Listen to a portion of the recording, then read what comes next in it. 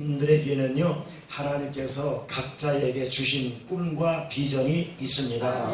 그리고 하나님께 받은 독특한 사명도 있습니다. 그 비전과 사명과 꿈을 이루기 위해서는 반드시 하나님이 함께 하셔야 합니다. 그래서 하나님의 사명을 감당하기 위해서는요 하나님이 나와 함께 하신다는 확신과 신뢰가 있어야 된다는 것입니다.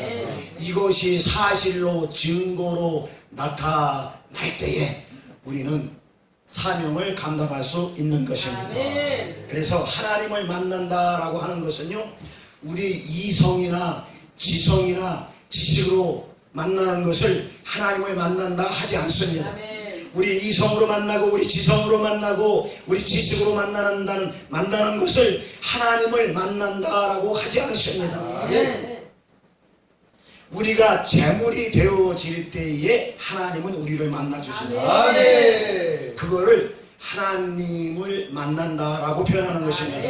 우리가 재물이 될 때에 하나님은 역사하시고 우리가 재물이 될 때에 성령의 불이 임하고 우리가 재물이 될 때에 하나님의 능력이 임하는 것입니다. 그래서 하나님의 그 비전을 이루어가시고 그래서 하나님의 꿈을 우리를 통해서 이루어가시고 그래서 하나님은 그런 사람을 통해서 사명을 감당하게 해주시는 것입니다. 그래서 하나님의 비전과 하나님의 꿈을 이루어가시기 위해서는 반드시 하나님을 만나야 되는 것입니다. 하나님과 함께 해야 되는 것입니다. 사랑하는 우리 동역자 여러분, 하나님을 만난다는 것은 지성으로 만나는 게 아니라 이성으로 만나는 게 아니라 우리의 지식으로 만나는 게 아니라 내가 재물이 되어질 때에 주님은 나를 만나주신다는 것을 주님의 이름으로 믿으시기 바랍니다. 오늘 이 시간 우리의 심령이 쪼개지고 우리의 영혼이 쪼개지고 우리의 생각이 쪼개져서 하나님을 만날 수 있는 귀한 은혜가 임하시기를 예수님의 이름으로 축원합니다. 로마서 12장 1절 말씀 보니까 그러므로 형제들아 내가 하나님의 모든 자비하심으로 너희를 권하노니 너희의 몸을 하나님이 기뻐하시는 거룩한 산 제사로 드려라. 이것이 영적 예배니라. 로마서 12장 1절에 말씀하고 있는 것입니다. 너희의 몸을 하나님께서 기뻐하시는 산 제물로 드려라. 이것이 영적 예배니라. 이것이 하나님을 만난다 하는 것이다 라고 로마서 12장 1절에 말씀하고 있는 것입니다. 그러므로 오늘 시간 저와 여러분들이 예배를 드린다는 그 이유와 목적, 오늘 예배를 드리는 이유와 목적이 어디에 있느냐? 내가 재물이 되어지는 것에 그 목적과 이유가 있는 것입니다. 그 목적과 이유, 우리가 예배를 드린다는 것은 예배를 드리는 이유와 목적은 내가 하나님 앞에 재물이 되어진다 이 말인 것입니다. 여러분, 우리가 하나님 앞에 예배를 드리는 것은 설교를 잘하기 위해서 예배를 드리는 것이 아니고 내가 찬양을 잘하기 위해서 예배를 드리는 게 아니고 내가 기도를 잘하기 위해서 예배를 드리는 게 아니고 예배를 드린다 하는 것은 내가 하나님 앞에 재물이 되어진다라는 것입니다. 그래서 재물은 재물다워야 되는 것입니다. 재물이 재물다워야 된다는 것은 내가 얼마만큼 쪼개졌냐, 내가 얼마만큼 부서졌냐, 내가 얼마만큼 죽어졌냐, 거기에 따라서 재물이냐 아니냐가 판결된다는 것을 여러분 믿으시기 바랍니다. 반대로 얘기하면 재물이 재물답지 못하다라고 하는 것은 재물이 쪼개지지 않았다라는 것이, 재물이 죽어지지 않았다라는 것이, 죽어지지 않으면서 재물이라고 말할 수 없는 것입니다. 그대로 있으면서 하나님을 만난다라고 하는 것은 어불성설인 것입니다. 구약의 제사 드릴 때요, 구약의 제물은 반드시 죽어야만 했습니다. 이 시간 죽어지는 역사가 임하시기를 주님의 이름으로 축원합니다. 이 시간 쪼개지는 역사가 임하시기를 주님의 이름으로 축원합니다. 오늘 본문에 보니까 하나님께서는 아브라함에게 이렇게 말씀하셔요. 너는 나를 위해서 3년 된 암소와 3년 된 암염소, 3년 된 암소, 3년 된 암염소, 그리고 3년 된 순양, 그리고 산비둘기와 집비둘기의 새끼를 나에게 가져오라. 누구를 위해서 이렇게 말씀하십니까? 누구를 위해서? 하나님이 아브라함에게 이렇게 말씀하실 때 누구를 위해서? 너는 나를 위해서. 하나님이 말씀하시면서 아브라함아 너는 3년 된 암소, 3년 된 암염소, 3년 된 순양, 잿비둘기, 살피들기 새끼를 가져오는데 그거는 너를 위해서가 아니라 나를 위해서. 하나님이 아브라함에게 그렇게 말씀하세요. 누구를 위해서요? 하나님을 위해서. 아브라함을 위해서가 아니라 하나님을 위해서. 근데 하나님을 위해서 아브라함에게 이렇게 말씀하시는데 이것은 무슨 뜻이냐? 아브라함아 너는 내게 와서 제사를 드리길 원한다, 이 말씀인 것입니다. 아브라함아 너는 나를 위해서 예배를 드려 주길 원한다, 이 말씀인 것입니다. 뭘 드리길 원해요? 제사. 아브라함아 너는 나를 위해서 제사를 드려주길 원한다, 이게 그 말씀인 것입니다. 그 당시 제사는 뭡니까? 그 당시 제사는 지금 뭡니까? 지금은 예배라는 것입니다. 구약시대의 제사는 지금 예배라는 것이에요. 예배는 내가 하나님 앞에 제물이 되는 것입니다. 예배는 나를 위해 드려지는 것이 아니라 하나님을 위해서 드려지는 것입니다.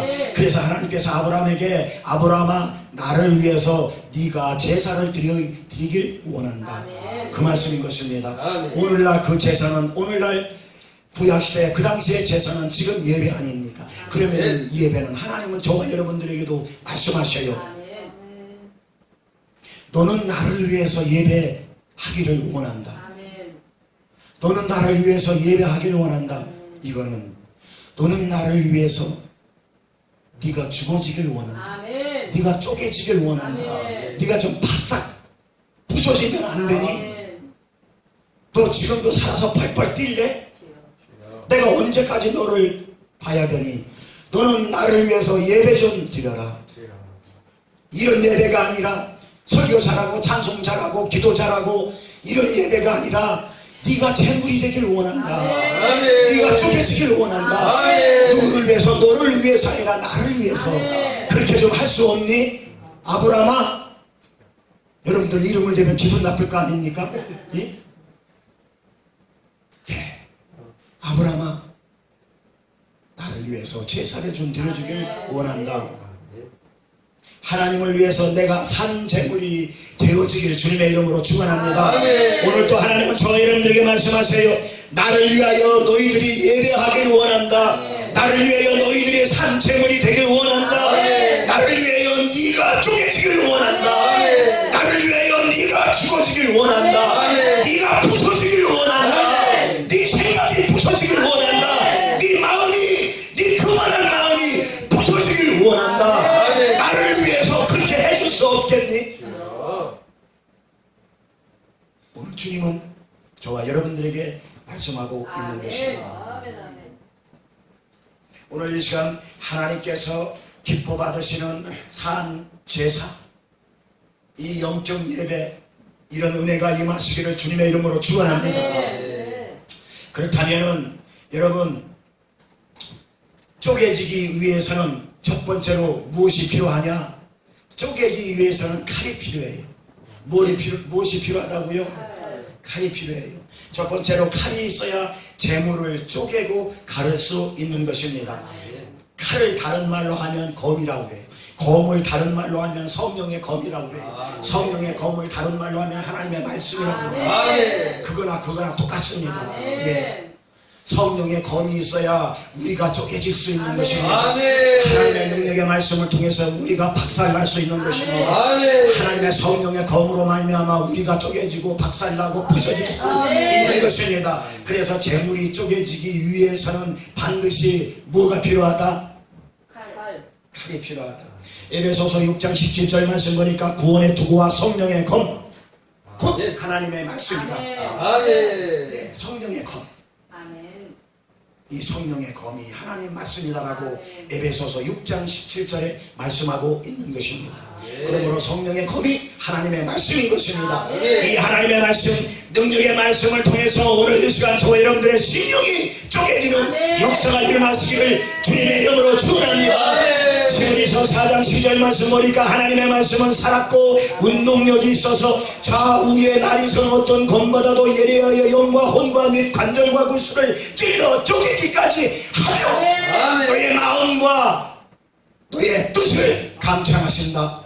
너의 마음과 너의 뜻을 감찰하시는 하나님의 말씀, 성령의 검을 통해서 오늘 이 시간 쪼개지는 역사가 임하시기를 주님의 이름으로 축원합니다. 우리의 마음이 쪼개지고 우리의 영이 쪼개지고 육신도 쪼개져서 육신의 질병이 치유받는 은혜가 임하시기를 예수의 이름으로 축원합니다. 우리의 마음과 뜻을 감찰하신다는 것은 하나님의 말씀을 통해서 모든 영혼 육이 다 쪼개져서 심령 골수까지 쪼개져서 거기에 하나님의 말씀이 임하고 하나님의 능력이 임하고 성령의 검이 임하고 그래서 우리가 하나님 앞에 축복받는 인생으로 살아가야 될 줄 믿습니다.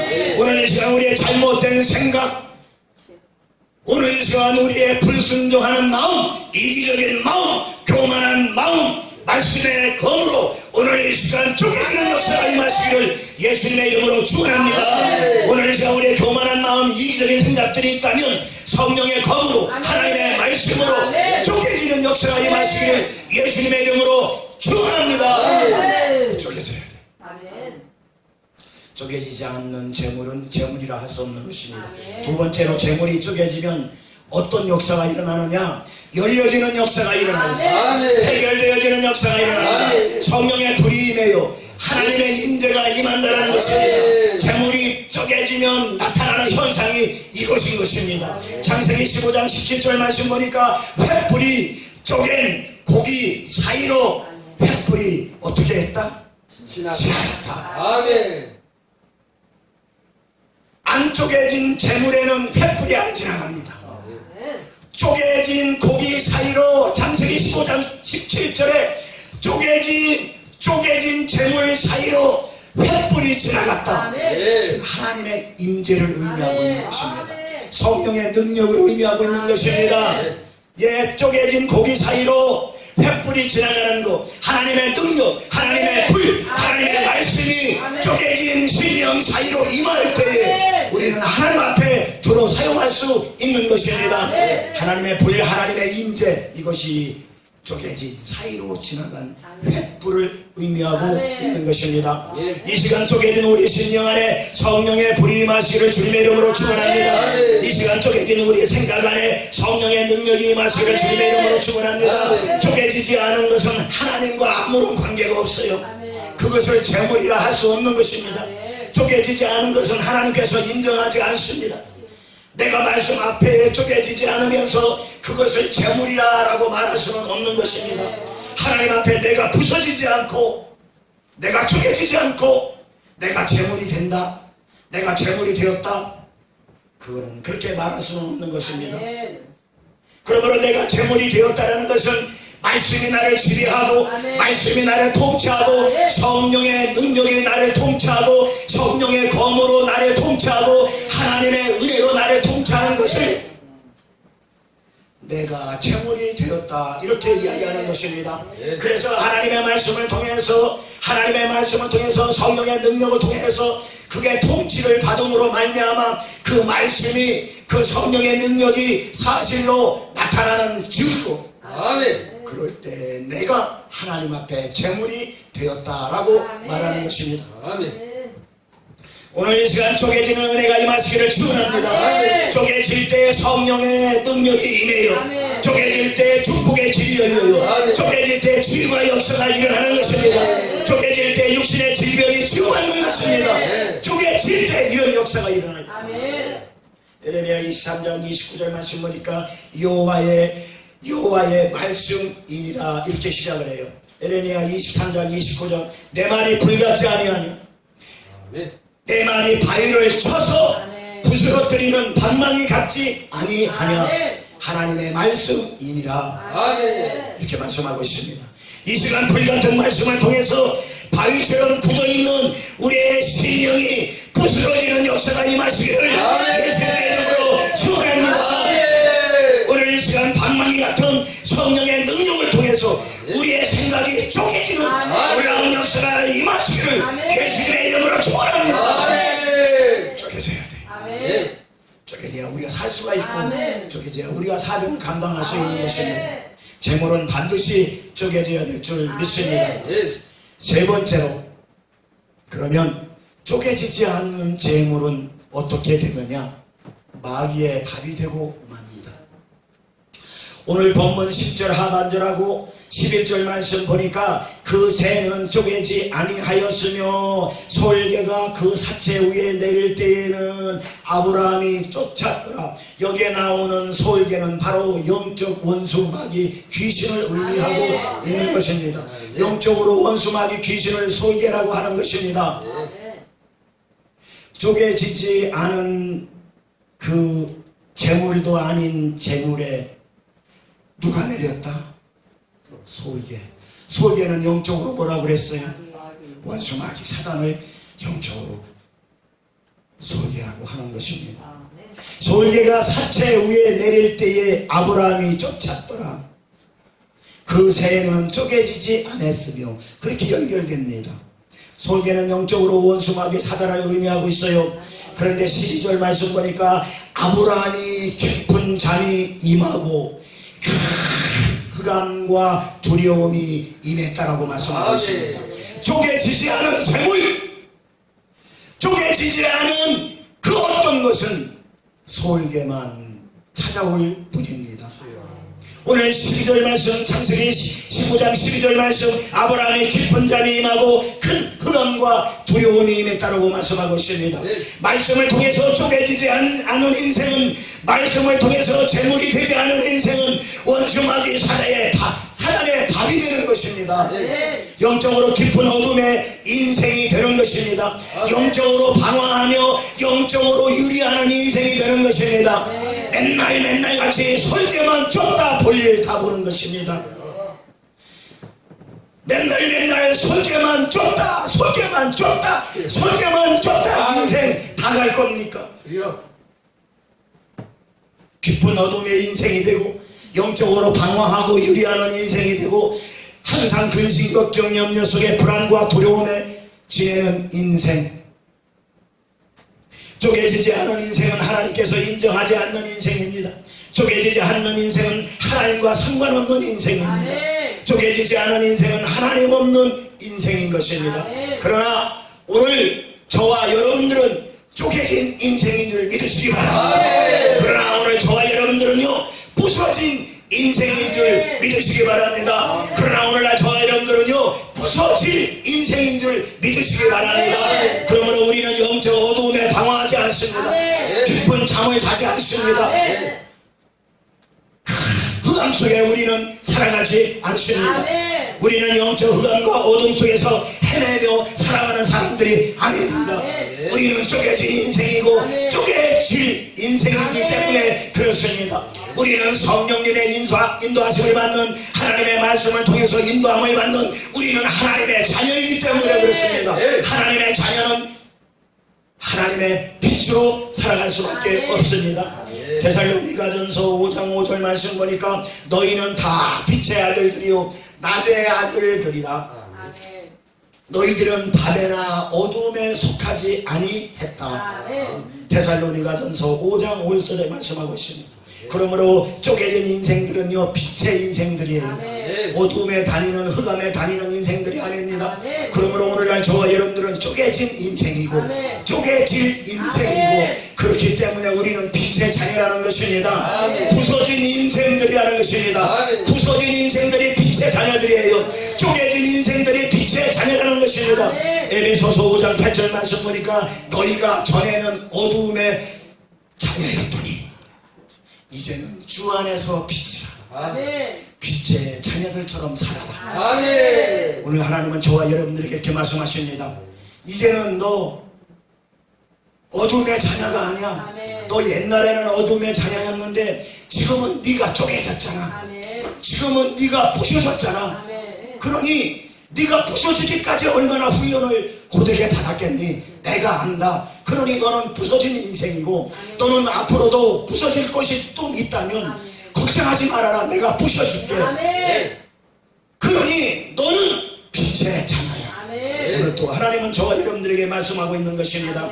우리는요 전에는 모두가 다 쫓겨지지 않은 인생이었어요. 우리는 전에는요 모두가 다 어둠의 인생이었습니다. 그러나 쪼개진 인생입니다. 빛의 자녀들입니다. 더 이상 어둠에 다니지 않습니다. 더 이상 어둡고 캄캄한 인생길이 아니라는 것입니다. 열려지는 인생입니다. 축복받는 인생이에요. 응답받는 인생입니다. 기적의 인생인 것입니다. 쪼개진 인생은 열려있는 인생이라는 인생인 걸 여러분 믿으시기 바랍니다. 오늘 이 시간 여기에 모인 사랑하는 동역자 여러분, 이 은혜가 저와 여러분들에게 충만하게 임할 수 있도록 예수님의 이름으로 축원합니다. 그 은혜가 임해야 돼요. 결론을 맺겠습니다.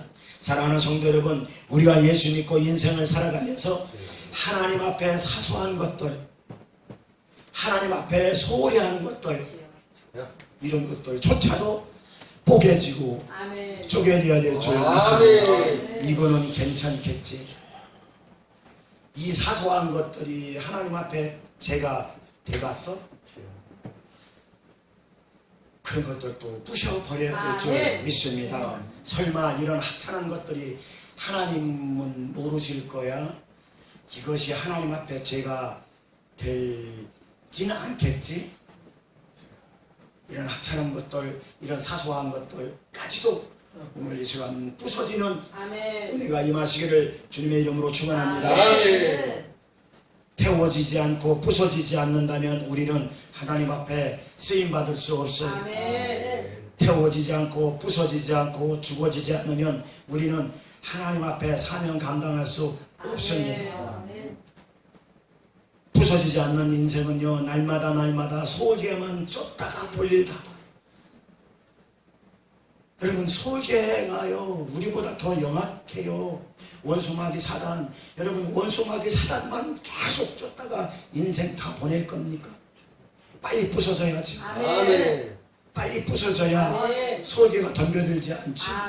부서지지 않는다면, 뽀개지지 않는다면 죽지 않는 인생은요 맨날 소홀게만 쫓다가 인생 다 가는 것입니다. 사랑하는 성도 여러분, 오늘 또 나를 통해서 하나님의 약속이 이루어지고 오늘 또 나를 통해서 하나님의 꿈이 이루어지고 오늘 또 나를 통해서 내 인생의 역전적인 승리의 깃발을 꼽는 그런 역사가 일어날 수 있기를 주님의 이름으로 축원합니다. 창세기 22장에 보면은요 창세기 22장에 아브라함이 모리아 산에서 이삭을 드리는 장면이 창세기 22장에 나와요.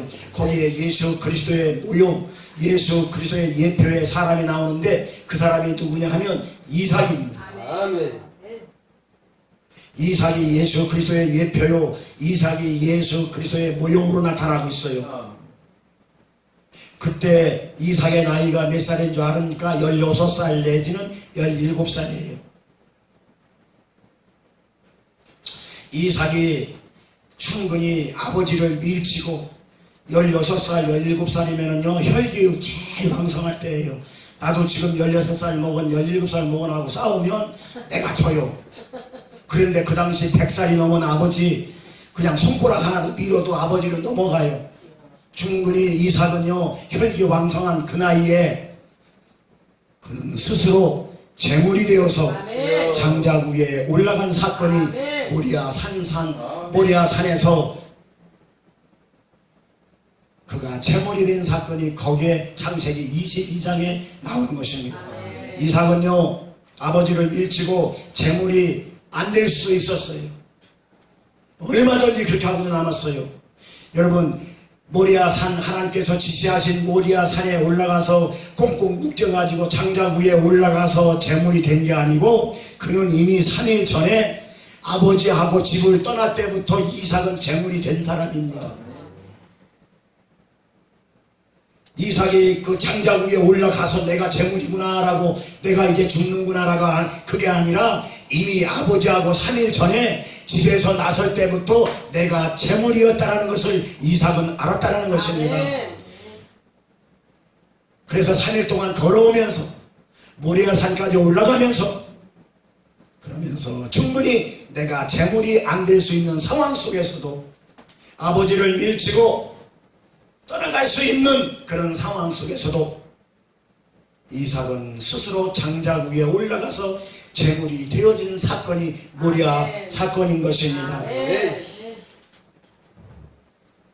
그래서 이 모리아 산 사건 이후에 이삭의 인생은 가는 곳마다 열려지는 인생입니다.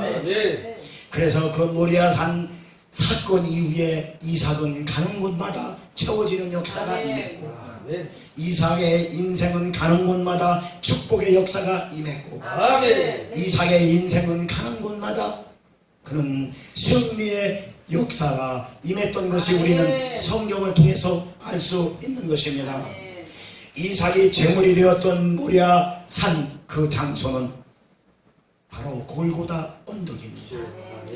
예수님께서 이삭이 장작을 메고 올라갔던 그 모리아 산은 훗날 예수님께서 십자가 지시고 힘겹게 올라가서 십자가를 꼽은 그 골고다 언덕인 것입니다. 그 장소가 그 장소입니다. 골고다 언덕에서 예수님께서 친히 제물이 되어 주심으로 말미암아 그 장소에서 십자가 꼽고 승리의 개가를 이루어낸 장소, 바로 그 장소가 바로 이삭이 제물로 드렸던 모리아 산 그곳인 것입니다. 그러므로 훗날 예수님께서 창세기 3장 15절 말씀을 성취하신 곳이 바로 그곳인 것입니다. 여자의 후손은 너의 머리를 밟아버릴 것이다. 그 장소가 사단의 머리를 밟은 장소, 십자가를 꼽고 승리한 장소, 이삭이 제물로 드렸던 그 장소, 골고다 언덕의 십자가 꼽음으로 말미암아 예수님께서 창세기 3장 15절 말씀을 성취하신 그 장소. 그래서 이삭은 예수 그리스도의 무용으로 모리아 산에서 나타나고 있다는 것을 여러분 믿으시기 바랍니다.